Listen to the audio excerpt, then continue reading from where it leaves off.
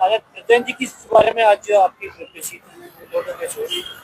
किसानों को पानी नहीं मिल रहा था और उन पानी की समस्या थी। और यहाँ पे जो एससी साहब थे, एक्शन साहब थे, उनके पास गए थे, वो मिले नहीं थे। वहां पे विवाद हो गया था। तो वहां पे आप सब लोग मीडिया के भी साथी थे। उसी मामले में आज तारीख थी और उसमें एससी एसटी एक्ट भी मेरे ऊपर लगा दिया गया था, जिसका कोई मतलब नहीं था। क्योंकि वहां पे जो ऑफिसर थे, जहाँ पे समाधान के लिए हम उनके पास गए थे, क्योंकि ऑलरेडी ताला लगा हुआ था वहां पे कर्मचारियों के, वहां पे उन्होंने खुद ताला लगाया हुआ था। और हम तो वहां पे गए थे, वो मिले नहीं थे। तो एससी एसटी एक्ट तो हालांकि उस टाइम पे हटा दिया गया था, क्योंकि उस टाइम पे हमारे एसएचओ साहब थे, वो भी एससी थे, समाज से थे, और डीएसपी भी, एडीसी भी, एसपी भी, सभी।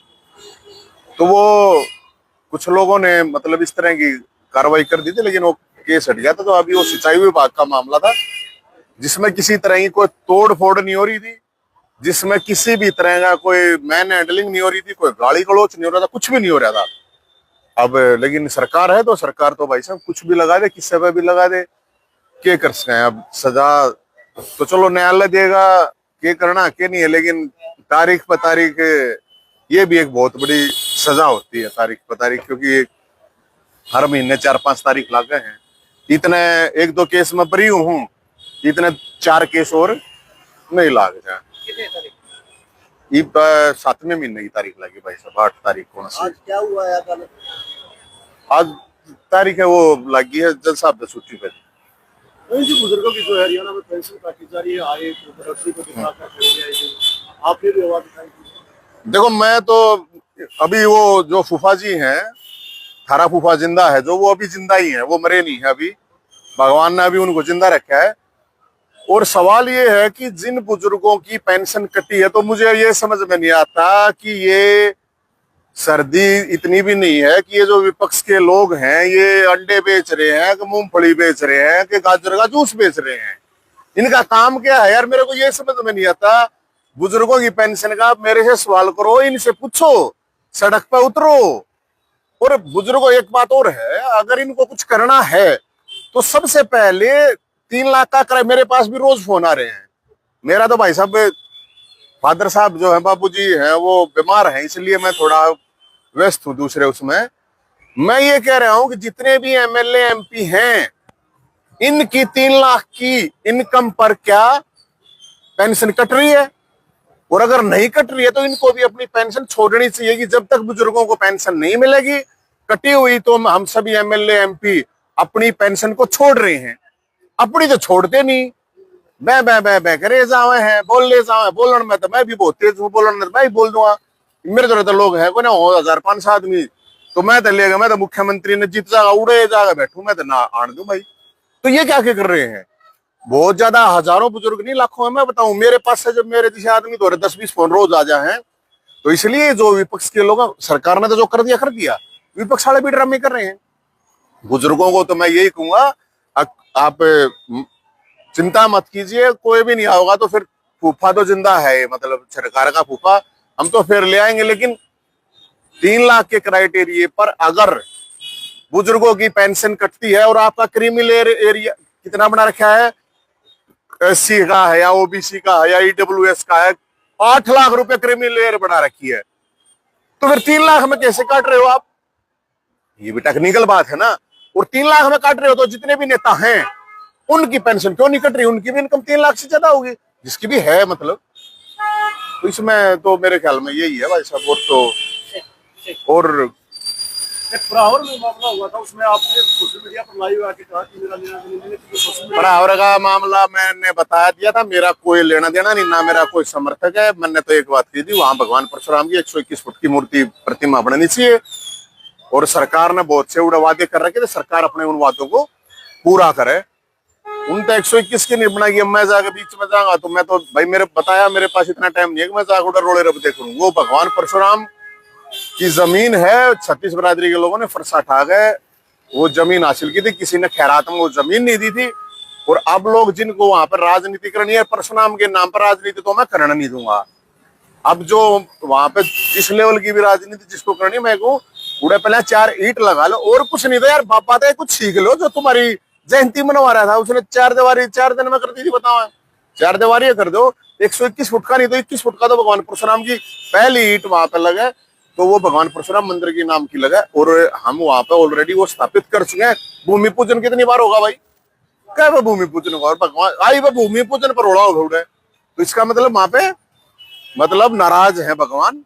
और नाराज इसलिए है क्योंकि उनकी भावनाएं और आत्माएं जो है ना वो उनके प्रति सही नहीं है। इसलिए हमने तो भाई, हम तो इसीलिए हम तो कुछ कहते ना सुनते ना, जो कर रहे हैं जिसने जो करना है, ये तो समाज ने देखना। मैं तो लेके ऊपर उड़ा जाकर रोड़ा मत करो, भगवान परशुराम का राजनीतिक प्रयोग मत करो, और करेगा कोई तो उसने तो हम फोन भी ना देंगे।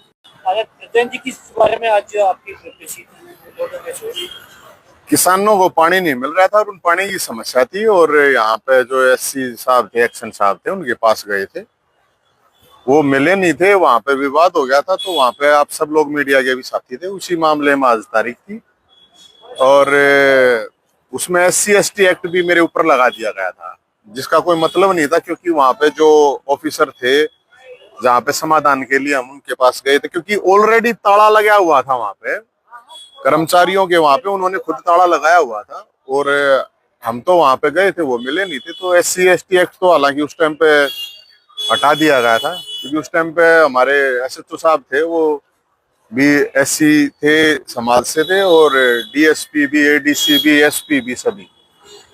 तो वो कुछ लोगों ने मतलब इस तरह की कार्रवाई कर दी थी, लेकिन वो केस हट गया था। तो अभी वो सिंचाई विभाग का मामला था, जिसमें किसी तरह की कोई तोड़ फोड़ नहीं हो रही थी, जिसमें किसी भी तरह का कोई मैन हैंडलिंग नहीं हो रही थी, कोई गाली गलौच नहीं हो रहा था, कुछ भी नहीं हो रहा था। अब लेकिन सरकार है, तो सरकार तो भाई साहब कुछ भी लगा दे, किसी पे भी लगा दे, क्या कर सकते हैं। अब सजा तो चलो न्यायालय देगा, क्या करना क्या नहीं है, लेकिन तारीख पर तारीख, ये भी एक बहुत बड़ी सजा होती है, तारीख पर तारीख, क्योंकि हर महीने 4-5 तारीख लागे हैं। इतने 1-2 केस में बरी हूँ, इतने 4 केस और नहीं लाग जाए। कितने तारीख? ये 7वें महीने की तारीख लगी भाई साहब, 8 तारीख को। आज क्या हुआ है अदालत? आज तारीख है वो लगी है, जज साहब पे छुट्टी पे। जी बुजुर्गों की जो है हरियाणा में पेंशन काटी जा रही है, आए प्रधानमंत्री को दिखाकर खड़े हैं, जो आपने भी आवाज उठाई थी। देखो मैं तो अभी वो जो फूफा जी हैं, थारा फूफा जिंदा है, जो वो अभी जिंदा ही है, वो मरे नहीं है अभी, भगवान ने अभी उनको जिंदा रखा है। और सवाल ये है कि जिन बुजुर्गों की पेंशन कटी है, तो मुझे ये समझ में नहीं आता कि ये सर्दी इतनी भी नहीं है कि ये जो विपक्ष के लोग हैं ये अंडे बेच रहे हैं, कि मूंगफली बेच रहे हैं, कि गाजर का जूस बेच रहे हैं। इनका काम क्या है यार, मेरे को ये समझ में नहीं आता। बुजुर्गों की पेंशन का मेरे से सवाल करो, इनसे पूछो, सड़क पर उतरो। और बुजुर्गों, एक बात और है, अगर इनको कुछ करना है तो सबसे पहले 3 लाख का किराया, मेरे पास भी रोज फोन आ रहे हैं। मेरा तो भाई साहब फादर साहब जो है, बाबूजी हैं, वो बीमार हैं, इसलिए मैं थोड़ा व्यस्त हूं दूसरे उसमें। मैं ये कह रहा हूं कि जितने भी MLA MP हैं, इनकी 3 लाख की इनकम पर क्या पेंशन कट रही है? और अगर नहीं कट रही है तो इनको भी अपनी पेंशन छोड़नी चाहिए, कि जब तक बुजुर्गों को पेंशन नहीं मिलेगी कटी हुई, तो हम सभी MLA MP अपनी पेंशन को छोड़ रहे हैं। अपनी तो छोड़ते नहीं, बै करे जावे हैं, बोल ले जावे। बोलन में तो मैं भी बहुत तेज हूँ, बोलन में मैं भी बोल दूंगा। मेरे तो लोग हैं को ना 1000-500 आदमी, तो मैं तो लेगा, मैं तो मुख्यमंत्री ने जीत जाएगा, उड़े जाएगा, बैठू मैं तो ना आन दू भाई। तो ये क्या कर रहे हैं? बहुत ज्यादा, हजारों बुजुर्ग नहीं, लाखों है। मैं बताऊं, मेरे पास से जब मेरे जैसे आदमी तो 10-20 फोन रोज आ जाए हैं, तो इसलिए जो विपक्ष के लोग, सरकार ने तो जो कर दिया, विपक्ष वाले भी ड्रामे कर रहे हैं। बुजुर्गों को तो मैं यही कहूंगा, आप चिंता मत कीजिए, कोई भी नहीं आओगा, तो फिर फूफा तो जिंदा है, मतलब सरकार का फूफा, हम तो फिर ले आएंगे। लेकिन 3 लाख के क्राइटेरिया पर अगर बुजुर्गों की पेंशन कटती है, और आपका क्रीमी लेयर एरिया कितना बना रखा है, SC का है या OBC का है या EWS का है, 8 लाख रुपए क्रीमी लेयर बना रखी है, तो फिर 3 लाख में कैसे काट रहे हो आप? ये भी टेक्निकल बात है ना। और 3 लाख में काट रहे हो तो जितने भी नेता हैं उनकी पेंशन क्यों नहीं कट रही? उनकी भी इनकम 3 लाख से ज्यादा होगी, जिसकी भी है मतलब।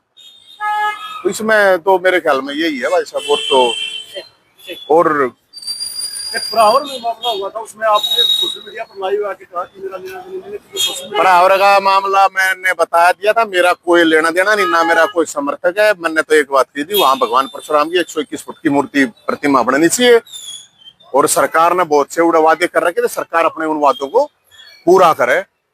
उन तो 121 की नहीं बनाई। मैं जाकर बीच में जाऊंगा तो मैं तो भाई, मेरे बताया, मेरे पास इतना टाइम नहीं है कि मैं जाकर उधर रोड़े रब देखूं। वो भगवान परशुराम की जमीन है, छत्तीस बरादरी के लोगों ने फरसा ठा गए वो जमीन हासिल की थी, किसी ने खैरात में वो जमीन नहीं दी थी।